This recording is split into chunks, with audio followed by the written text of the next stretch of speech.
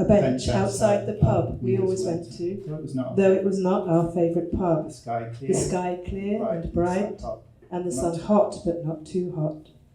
The sadness, as always, but the listlessness abated just a bit. He bought a new lighter, a pack of tubes, 2 pints, and now we were sitting and smoking. The pub was dead inside.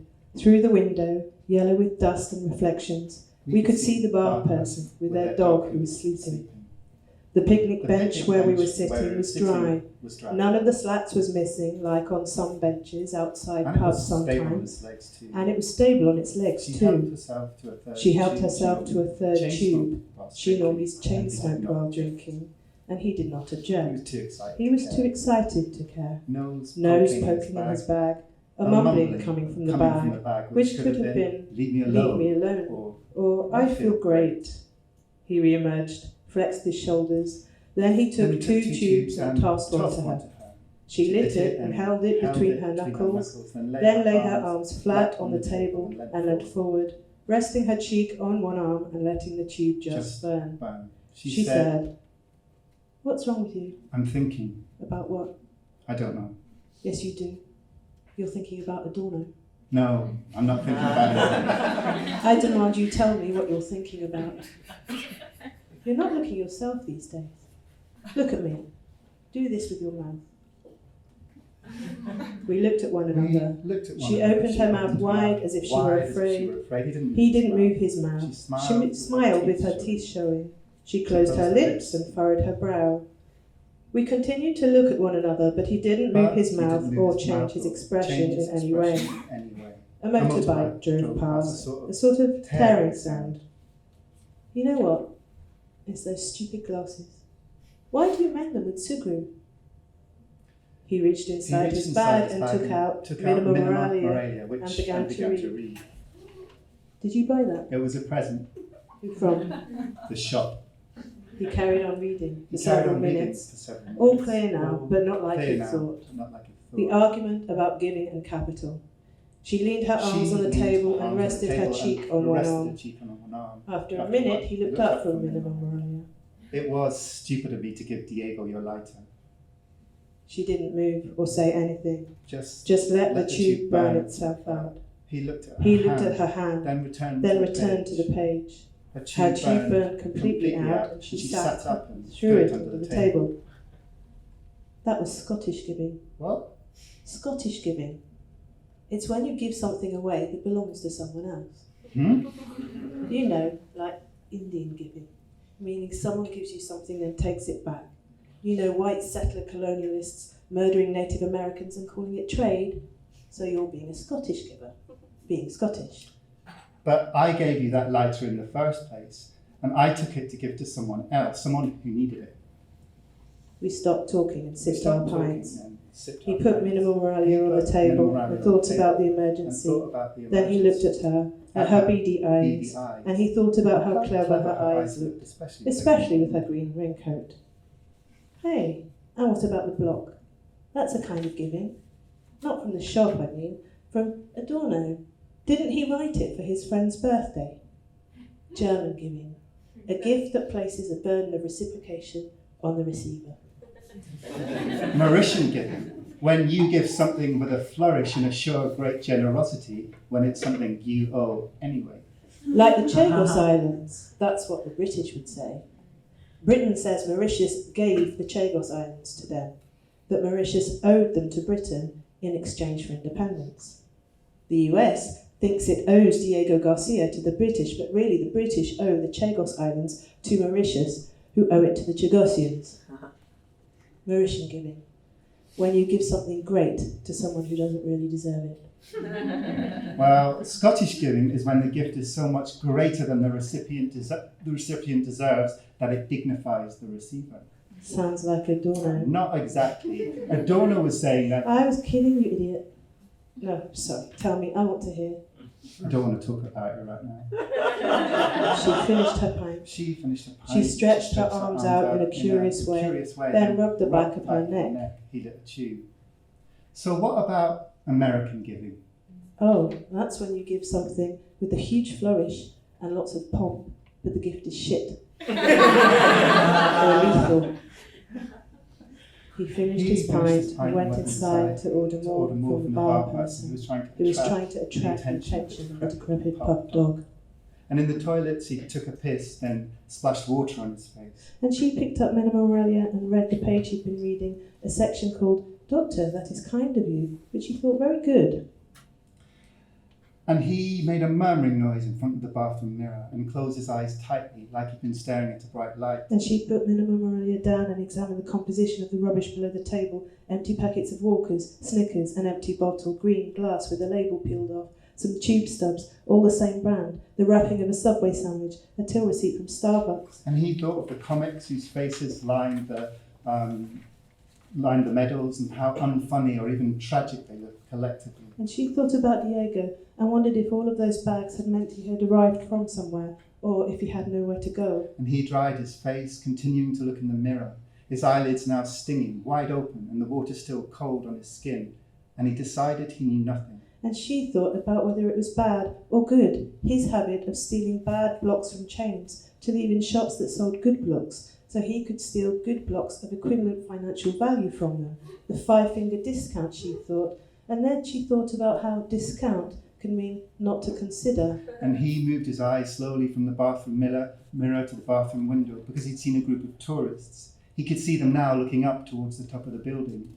And he could see that they were laughing, and their guide was laughing. And fuck it, the sky was laughing too, and so were the open windows of the building. And he tried to think how he could tell her this. And she thought that she should have brought a block, or bought one from the shop, but she couldn't bring herself to read another one after the one she'd just abandoned, Women as Lovers by Elfriede Jelinek, whose weird Nobel Prize lecture performance remained her favourite of Jelinek's works. And he thought it wasn't okay. But then he remembered Minna Morelia and how everything had become clear to him earlier, suddenly, but not the way he'd expected, his hatred of capitalism, it being the very thing preventing him from doing anything whatsoever. Not having to just hate it, but love it too, the two at the same time. And she thought about an idea for a story, or maybe not, maybe an essay, but more fictional, and why not a kind of fictive criticism, or maybe it was just a good title. Factory Girls, an essay comparing Bolaño's dead girls from the maquiladoras and Jelinek's poor bitches in the bra factory. And she thought about the job she had had in the turkey processing plant one summer when she could never rid herself of the smell of fat and became vegetarian for 5 weeks, though treacherously she could not remember the first bite of meat that had hooked her back. And he thought how it was a double bind. But anyway, that was better than this massive amount of hatred blinding him, so everything had been a done deal. And she wondered if she would give him the German gift of a block she had written just for him.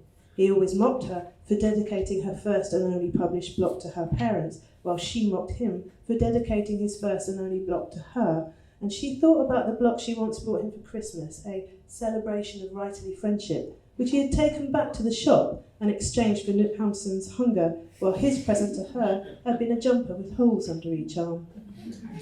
And she thought what she would give him was music, because unlike Daniel, and walked to the he didn't bathroom. know jack shit about music in the most dumb and basic way. But when he got And she back to the remembered bar, playing he him saw Hallo the bar Gallo by person Norm, and fallen him nodding asleep his on the head stool while bird with their like head the on the river, bar. as though he was pecking at the ground, saying it was good And music he to turned write from the to, bar and person writing to to the it as he dog, said it. who was And she whining lit but another louder now tube than and was gagged, moving towards which was him. a sign she had drunk too much And too as he got fast close to the and dog, smoked too many it began tubes. to tear And at she the thought, webbing on maybe the the other side of VU, the bar he only person's knows the stool. obvious ones, the sweet Despite tinselly this, ones, the bar but she person didn't detected wake in up, him of so late a taste for he knelt Galassi down paint, beside the dog and wondered made if a this was sucking her sound with his influence, teeth and which made her rubbed laugh his out thumb and loud, forefinger a honking together sort of until he laugh, got his to full think attention. how outrageous he'd find her.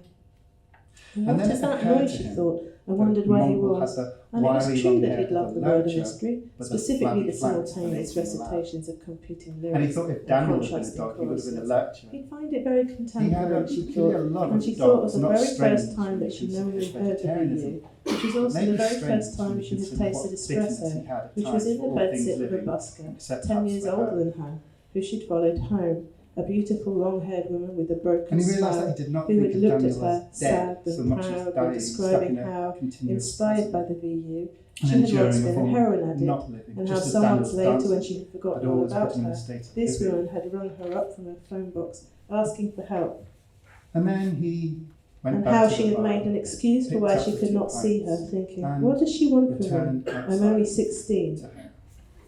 and how that first song, the one that had prompted her to ask, "What is this?" was called The Gift. We looked at one another as if all the strangeness of the day was not a new experience. After all, we often got sidetracked from the library and not infrequently ended up at the pub. But the day did feel strange, and in being strange, felt surprising, an instance of insanity or hunger, insanity hunger, what Margaret Cherry called the house of hunger, where every morsel of sanity was snatched from you, the way some kinds of birds snatch food from the very mouths of babes. We picked our pints up, and each lit a tube, and after a short pause he looked at her and said, "Tell me about English giving." "It's when you give something to someone that really you want for yourself." "You English give all the time." What do you mean? "Well, for example, every block you've ever given me, you wanted to read yourself." Okay, that's true. No, but what about that? Who is it by? That bad kind of autofiction you love to read. Remember in Brussels? "I remember, but you didn't give that to me. You bought it for me because I didn't have any money." You never have any money. How come you never have any money? "How come you always have money?" We heard a scratching sound and looked up. The dog was trying to get out of the pub. He got up, opened the door, then returned to the bench. She reached out and gently stroked its temple. The dog followed, then began sniffing at the rubbish below the table, sticking its muzzle into the bright packets and licking the sugary, salty stuff inside. She nudged the dog gently with her knee. The dog moved off and lay down outside the door of the pub. We sipped our pints. What were we saying? I can't remember. Come on, you do know. What? I really don't. You do? No. I want to know. Tell me. He pretended to rummage in his bag before finding the packet of tubes on the table, then lighting another. She looked at his hand, thinking, the way his fingers move ever so slightly, the way the smoke rises, without it seeming to rise. Directly at him. She looked directly at him, but he just looked at her as if confused and smoked his tube. "Okay, in that case I'll tell you. We were talking about how come you have money and I don't." "It's because my credit rating is better than yours." That's not hard. I thought we were having a nice time." She took the screen from her pocket, turned it on. It flashed, "Debt fuckers don't answer." "They'll never find you here." She turned the screen off and put it in her pocket. We put our elbows on the table and our heads in our hands, our faces close together. "If it makes you feel better, I have less money than you. I mean, when you count how much I owe." "Tell me." "I don't know. I know who I owe money to, though. I have an overdraft from HSBC and another one from Co-op, a handful of student loans, a bank loan I took out when we couldn't pay the rent last year, credit card debt I passed from one card to another whenever they send me an offer. What else? A bike to work scheme loan." "Yeah, but you lost your job and your bike got stolen." "Still owe the money. So, as well as what I already told you, let me say I owe working tax credit because I signed a form too late. And there's money I owe T-Mobile because I didn't finish my contract before I tracked my screen." "What about Daniel? He must have left debt." "Yeah, he had a student loan. And he owed me, as well as the library at Goldsmiths." "What is strange?" "What's strange?" "What else but money can you have less than none of?" "Wait, I owe more, even more. There's PayPal in the library, 2 libraries. Some of that debt was from blocks I borrowed for you. And, wait, I haven't included the public debt I'm paying back. I mean all of us, every poor fucker." "Oh yeah, that billboard ticker thing in New York, the national debt clock. The numbers constantly ticking up. I can't remember how much it was when I saw it, but it was a lot. It was, I don't know, it was a massive amount of dollars. And then below the national debt clock, there's another set of numbers also ticking up, but more slowly. And it says, your family share in dollars."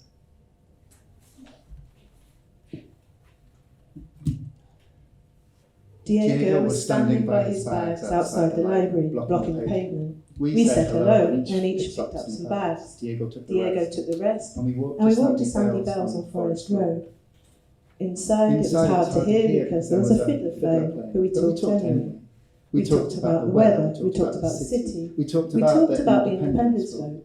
We talked about mountains, and she and Diego talked about Mauritius. We talked about her name and Diego's. from a 19th century popular novel, and an island named for a Portuguese colonial explorer, though Diego told us that Diego was not his real name, but the name he now chose to go by. We talked sometimes in English and sometimes in French, and then she and Diego talked in Mauritian Creole. We leaned back on the bench and exhaled. We watched our reflections in the window and drank our pints. We bought more pints and one for the bar person, who we wished was our friend. We talked about boats, we talked about cancer. We exited to smoke tubes, first she and Diego, with him guarding the bags, then him. When we started to talk about tubes, Diego told us about the packs he brought over en route from Mauritius. They're called horsemen, and they're strong and foul-smelling. His favourite brand is Sportsman. He has a load in his suitcase. Do you want to buy some? Okay, we say. We love the name, but we don't know the brand. We decide to look it up on YouTube, on Diego's screen. We watch the best goals of the season, we watch the National Deck Pot live, we watch piglets being kicked across a pig farm in Kentucky, we watch Stromae singing Formidable and falling about the streets in Brussels, but nothing is like the ad for Sportsman's tubes.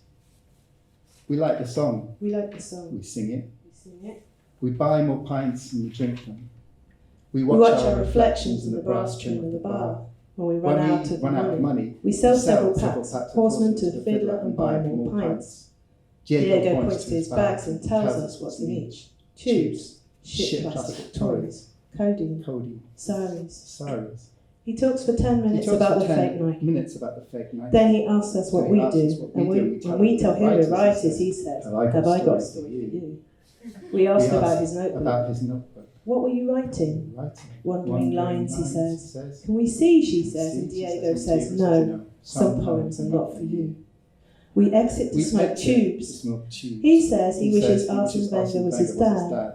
Fuck Wenger, says Diego. He lacks the killer instinct. We take codeine. He can no longer feel his feet. He doesn't know whether this is because of the codeine or his vegan shoes. Diego says to the fiddler, I'm watching you. And we exit to smoke tubes. Where do you feel you are from? No one has ever put the question like that, she says. Then says London, but not anymore. And you? He is the only one who has not spoken these last minutes. He cannot stand straight. He goes to buy a Coke from a shop across the road. And when he returns, she and Diego are gone. Shit, he says. He drinks the Coke, thinks he should eat something, then goes to buy an iron brew. He feels like having sex with a stranger. He doesn't feel like, but anyway contemplates jumping from a bridge. He explains to himself that really it's his best if he goes home. He starts walking. And she and Diego are holding hands in the toilet of Sandy Bell's. Let's get out of here, she says, and they stow the bags under their bench, then exit Sandy Bell's. And he is walking off too. He can't feel his feet. The world is colourful. Things go on and on. And she's thinking, that's what's so sad about anything, and how he'd said, nothing's worth anything in the end, and how she'd said, that's not true. There's got to be something worth something, and how he'd said, do you have a point here at all? Do you?